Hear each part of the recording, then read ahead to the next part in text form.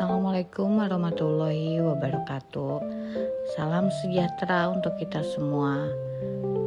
Pada kesempatan ini, izinkan saya memaparkan laporan orientasi P3K Rencana Aksi dalam judul Optimalisasi Fungsi Fasilitas Umum di Shelter Expo Watu Belah.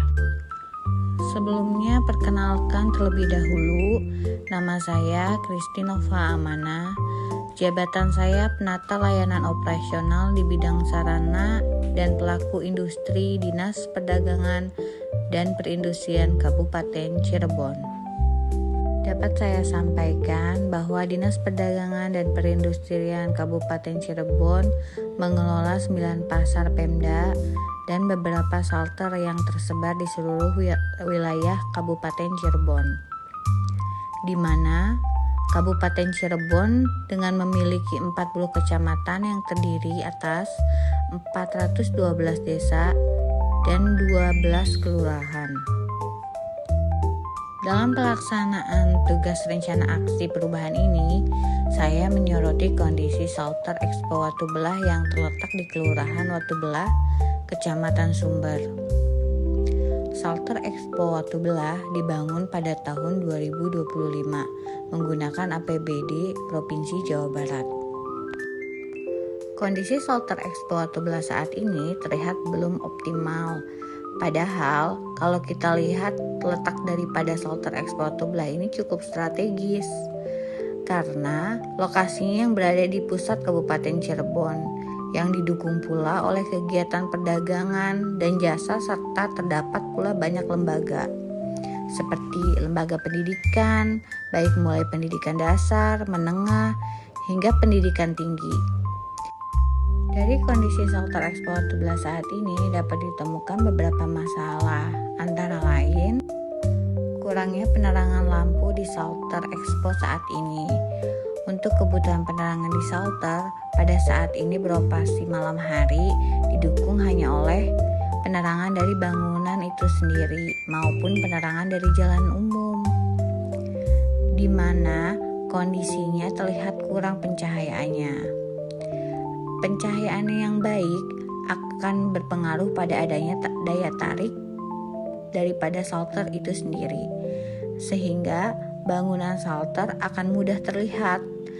Dapat kita lihat beberapa contoh bangunan seperti kafe, rumah makan di antara sekitaran shelter yang mempunyai penerangan baik hingga menarik para pembeli. Tidak tersedianya CCTV untuk keamanan di kawasan shelter Sumber. Saat ini penggunaan teknologi CCTV sangat diperlukan di mana-mana. Tingkat kejahatan sangat tinggi dan bisa terjadi di mana saja dan kapan saja. Dengan adanya CCTV, nantinya akan memberikan rasa aman dan rasa nyaman, baik bagi pembeli maupun pedagang. Belum tersedianya ruang promosi yang layak dan representatif. Saat ini, promosi sangat diperlukan untuk meningkatkan pengembangan operasional shelter Expo Watu Belah. Apalagi saat ini sangat banyak dan mudah kita temui media promosi, baik melalui media online maupun radio.